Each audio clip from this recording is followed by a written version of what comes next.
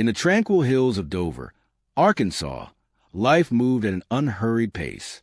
The small rural town, wrapped in the comforting hum of cicadas and framed by fields that stretched into the horizon, was a kind of place where everyone knew everyone. It was a kind of place where evil, real, unimaginable evil, seemed like something that only happened somewhere else. But in the winter of 1987, that illusion would shatter forever. Behind the walls of an unassuming home on a remote dirt road lived the Simmons family, a large, blended household that, to the casual observer, seemed ordinary. The patriarch, Ronald Gene Simmons, a retired Air Force Master Sergeant, was known as quiet and strict. He rarely spoke unless necessary, his presence alone commanding a certain kind of uneasy respect. His wife, Rebecca, carried herself with the weary patience of a woman who had weathered too many storms in silence. Their 7 children, some adults, some still in their youth, had grown up under the weight of Ronald's control, each one learning that defiance was a dangerous thing in his world. To outsiders, the Simmons family seemed reclusive but stable. They lived modestly, kept mostly to themselves, and spent long hours working on their property.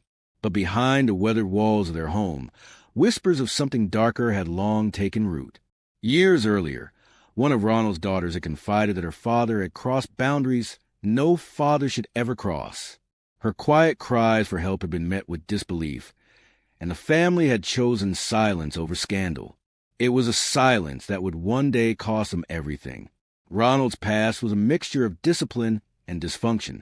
Born in 1940, he grew up under the strict structure of military life. Over 20 years of service in the Navy and Air Force shaped him into a man who craved absolute control. But that same discipline masked a growing bitterness, a resentment toward authority, society, and eventually his own family. After retiring from the military, he drifted through low-paying jobs, each one ending in failure or dissatisfaction. He grew more isolated, more controlling, more consumed by the idea that the world had wronged him. By the mid-1980s, the Simmons family had moved to rural Arkansas, seeking a simpler life, or at least that's what Ronald told them. He purchased a piece of land and built a makeshift home with his own hands. It was crude, lacking even basic plumbing, but it gave him what he wanted most, distance from the outside world. There, surrounded by fences, trees, and silence, Ronald ruled as the unchallenged head of his own kingdom. Neighbors rarely visited. Those who did noticed how strange the family dynamic was. The children were polite but withdrawn, and Ronald always seemed to be watching, listening, ensuring every word and movement met his unspoken standards. Behind closed doors, discipline blurred into abuse, and fear became the family's unspoken language. Yet, despite everything, Christmas approached that year like any other. There were plans for family visits, holiday meals, and laughter. At least that's what everyone hoped for. But inside Ronald's mind, a different plan had been forming, a plan he had carried quietly, methodically for months. His control over his family was slipping. His adult children were starting their own lives, making choices without him. He saw it as betrayal. He saw their independence as rebellion. And in his twisted logic, he decided that if he couldn't control them in life, he would claim them in death. In December 1987, as the town of Dover prepared for Christmas, lights on porches, hymns in church halls, and the warmth of community filling every home, the Simmons residence stood dark and detached from it all.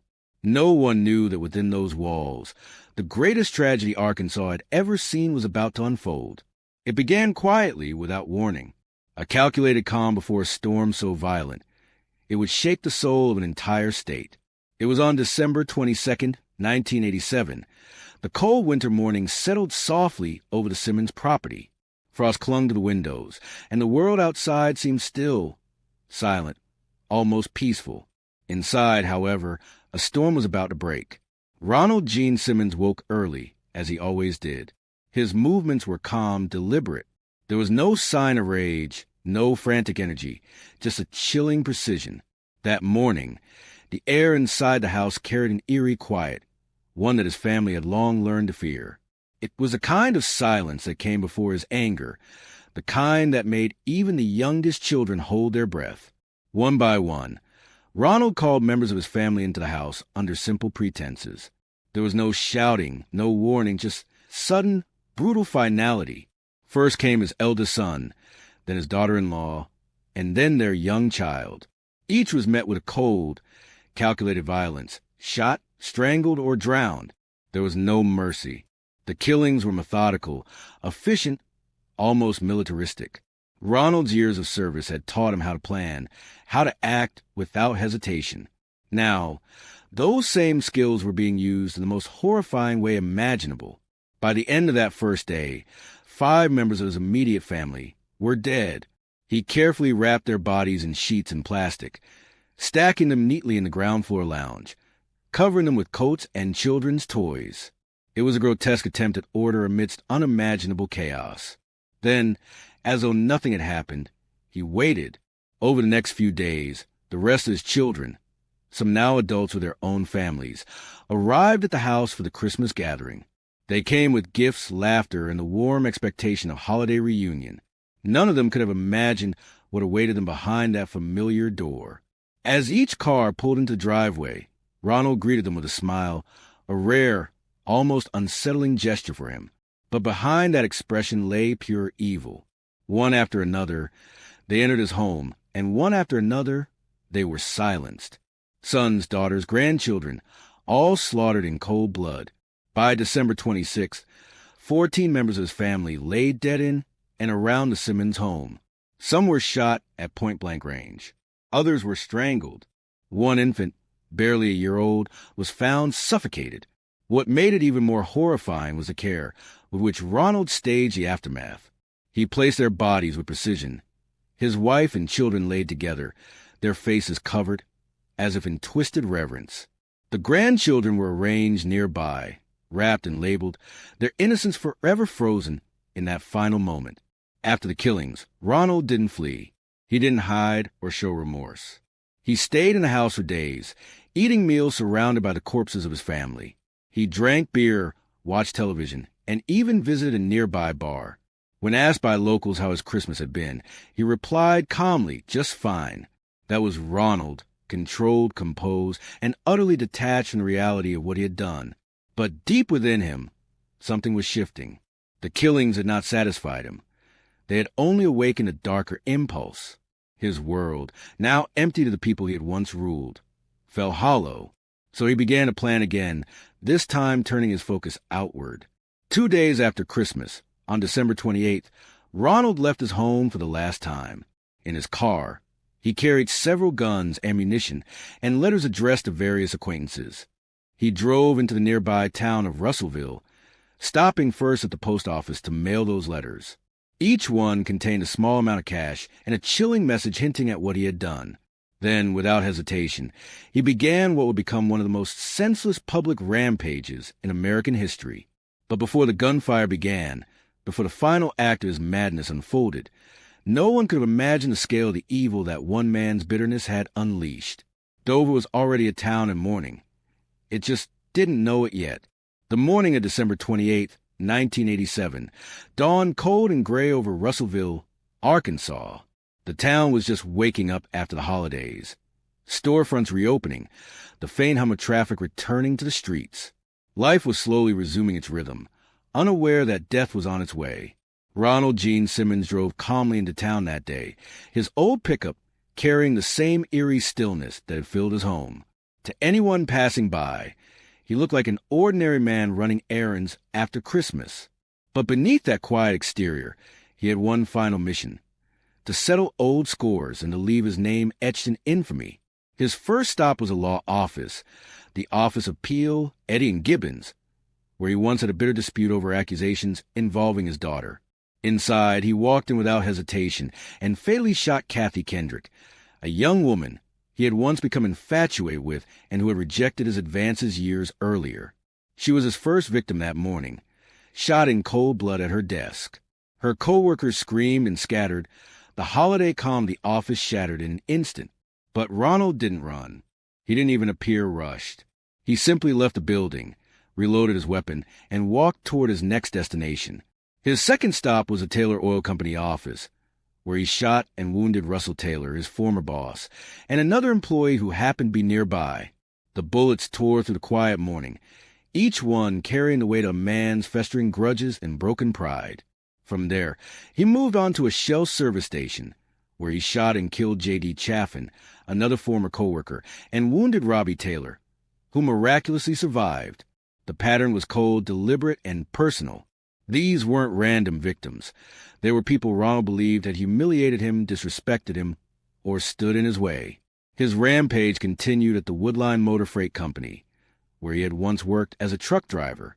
He entered with his gun drawn, fired several shots, and struck 2 employees, one of whom he blamed for his termination. As chaos erupted, Ronald calmly sat down in a chair, placed his pistol on the desk, and waited. When the police arrived moments later, they found him sitting quietly, his hands folded.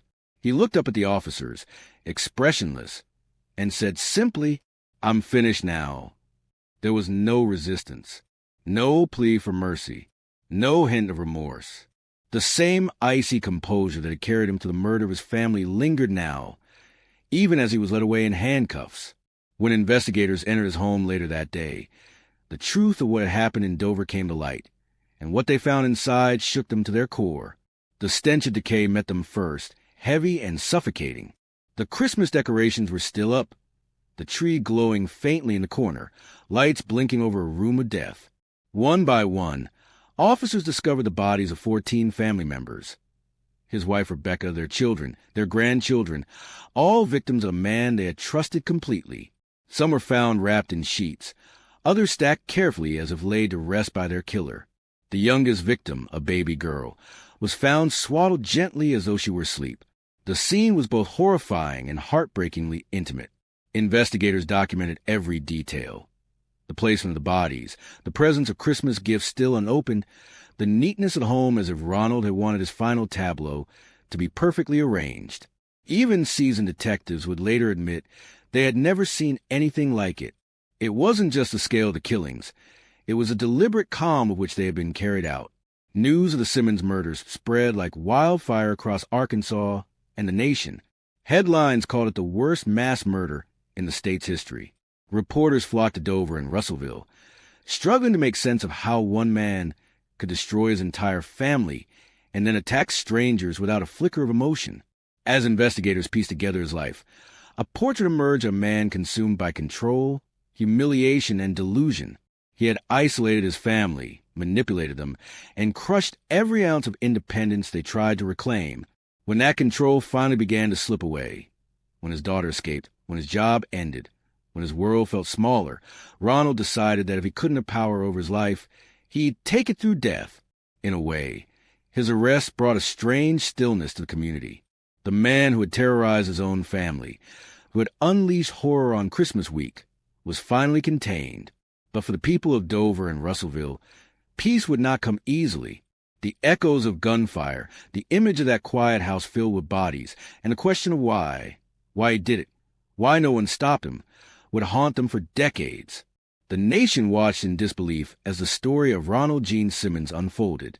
The quiet veteran, once regarded as a disciplined serviceman and devoted father, was now the face of one of the most horrific crimes in American history.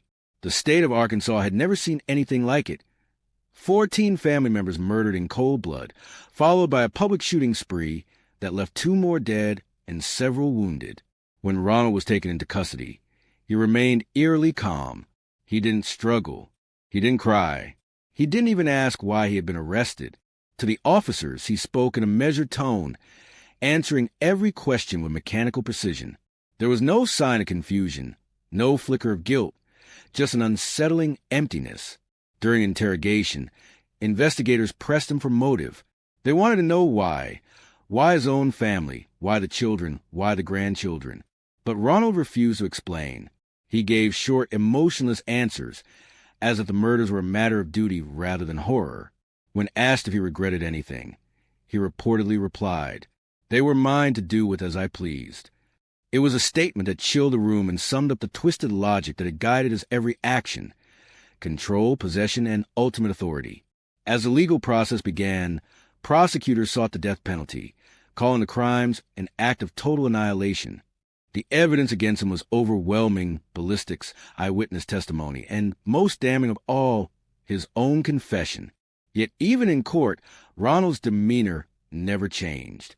He sat still, expressionless, his gaze empty as prosecutors described in painstaking detail the brutality he'd inflicted on his family. The courtroom fell into stunned silence as each photograph was shown. Images of the victims, their small faces, their lifeless forms under the faint glow of Christmas lights. Jurors wept. Even seasoned reporters lowered their cameras, unable to continue documenting the horror. But Ronald simply stared ahead, unmoved. In his defense, attorneys attempted to argue insanity, pointing to years of isolation, possible post-traumatic stress from his military service, and an obsessive personality that had slowly warped into delusion. But psychiatric evaluations told another story. Doctors found him competent, fully aware of his actions, and capable of understanding right from wrong. He wasn't insane. He was deliberate. The trial revealed a haunting portrait control, and pride turned deadly. Witnesses described years of abuse within the Simmons household, how he isolated his family from neighbors, forbade friendships, and ruled with absolute authority. His children had lived in constant fear, their lives dictated by his anger and paranoia. And when those walls of control began to crumble, when his daughter sought independence and his job ended in humiliation, Ronald's fragile ego imploded. He saw himself as the head of a family that no longer respected him, a man losing his grip on the world he'd built. In his mind, killing them wasn't a crime. It was reclaiming what he believed was rightfully his. The court found him guilty on all counts. But what came next shocked even the prosecution. When asked whether he wanted to appeal his death sentence, Ronald said no. He refused to allow his attorneys to file any motions or seek delays. He wanted to die. His decision sparked legal and ethical debates nationwide. Arkansas had not executed anyone in years, and his refusal to appeal raised questions about whether the state could carry out an execution so swiftly. The case reached the United States Supreme Court under Whitmore v. Arkansas after another death row inmate attempted to appeal on Ronald's behalf. The court ruled against the appeal, affirming his right to accept his own execution. Even as his death drew near, Ronald showed no remorse. He didn't request a final meal. He didn't speak of forgiveness. He didn't ask for spiritual counsel. In the months leading up to his execution, prison guards described him as cold, distant, and methodical, reading newspapers, doing small chores, and rarely engaging in conversation. But behind those walls, the emotional fallout continued to ripple through Arkansas. Survivors, friends, and the broader community were left to pick up the pieces of an incomprehensible tragedy. The once quiet town of Dover became a symbol of mourning, a reminder how evil can grow quietly behind familiar doors. Churches held vigils. Schools organized grief counseling. Families locked their doors at night, wondering how they could ever trust the silence again. And on June 25, 1990, at the Cummins Unit of the Arkansas Department of Corrections, Ronald Gene Simmons met his fate. The man who had taken 16 lives with deliberate calm was himself strapped to a gurney, surrounded by witnesses. When asked for any final words, he remained silent. The lethal injection began, and within minutes his life ended as quietly as he had lived it. No struggle, no last confession, just silence. But the silence he left behind was deafening. When the needle fell silent and Ronald Gene Simmons took his final breath, Arkansas exhaled a long, trembling sigh of both relief and sorrow. Justice, in its legal form, had been served. But justice could not erase the memories that lingered in the hearts of those left behind. It could not cleanse the air of Dover, where whispers of the massacre still drifted like ghosts through the pines. In the years that followed, the Simmons house stood as a grim reminder of what had happened there. For a time, it was left untouched, frozen in decay. Locals avoided the dirt road entirely. Some said they could still smell the faint trace of death when the wind blew a certain way. Others swore they heard voices at night, laughter that turned into screams. Whether those were tricks of memory or echoes of trauma, no one could say. Eventually, the structure was torn down. But even as the land was cleared, the darkness of that December could not be erased. Families who had known the Simmonses wrestled with guilt and disbelief. Many had once seen Ronald at local stores or at work, his quiet demeanor never hinting at the rage within. They wondered how they had missed the signs. How had no one intervened? How could an entire family live in fear for so long without someone noticing? For the surviving relatives, those who had been away during the massacre, the pain never faded. They carried the weight of questions with no answers. Why them? Why now? Why at all? Some turned to faith, clinging to the hope that somewhere beyond this life, their loved ones had found peace. Others found no comfort, only an emptiness that grew with time. The tragedy sent ripples through law enforcement and mental health circles as well. Psychologists studied Simmons' case for years, dissecting his mind in search of explanation. They found a man who embodied the cold machinery of control, an abuser who mistook dominance for love, whose ego could not withstand rejection or loss. They described him as a man trapped between military discipline and personal delusion, a man who built his own universe and destroyed it when it stopped orbiting him. In lectures and criminology studies, Ronald Gene Simmons' name became a case study in familicide, a chilling reminder of how unchecked control and unresolved rage can turn inward, consuming everything it touches. Yet beyond the academic discussions and psychological profiles, there are still the human stories. The children who never grew up, the laughter that was silenced, the Christmas gifts that were never opened. Dover changed after 1987. The little town that once boasted of peace and community spirit became a place marked by quiet grief. People locked their doors earlier. Neighbors checked in on one another more often, not out of suspicion, but out of a newfound awareness that evil doesn't always come from strangers. It can live in the home next door, behind the curtains, smiling politely at the grocery store. Every December, as Christmas lights glow across Arkansas, some still remember the Simmons family. They remember the innocent lives lost during what should have been a season of joy. They remember how quickly comfort can become tragedy, and how silence, left unchallenged, can turn deadly. There are no heroes in this story, no redemptive twist, no peace that feels complete. There is only reflection on the fragility of human sanity, the danger of unchecked control, and the hidden darkness that can fester in the heart of one man. And though Ronald Gene Simmons died without a word, his crimes continue to speak, warning, haunting, and reminding us of the terrible truth that sometimes the greatest monsters are not born from chaos, but from order taken to its most ruthless extreme. To this day, the Simmons case remains one of the darkest chapters in American true crime history, a story not just of death, but a silence that allowed it to grow. Some stories don't end when the killer dies. They linger, echoing through time as quiet lessons about the fragility of love, trust, and sanity. The case of Ronald Gene Simmons reminds us that evil can wear a familiar face and hide behind a mask of normalcy. What do you think drives a person to such darkness?